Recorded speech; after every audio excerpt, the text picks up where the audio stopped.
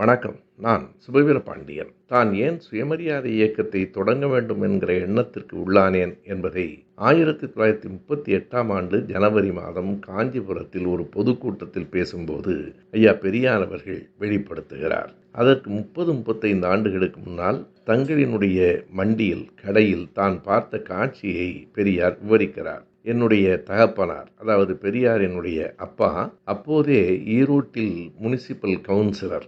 ஆண்டுக்கு 100 முதல் 150 ரூபாய் வருமான வரி கட்டுகிறவர். அந்த கடைக்கு அந்த ஊரினுடைய ஒரு சாதாரண பில் கலெக்டர், அவனுக்கு சம்பளமே 15 ரூபாய் வரைக்கும் தான். படிப்பும் பெரிதாக ஒன்றுமில்லை, பொது அனுபவ அறிவும் இல்லை. ஆனால் பிறப்பால் பார்ப்பனர் என்கிற ஒரே காரணத்துக்காக அவன் வந்தவுடன் என் தகப்பனார் எழுந்து நின்று ராவால ராவால தேவடா, அதாவது வரவேணும் வரவேணும் சுவாமிகளே என்று வரவேற்பார்.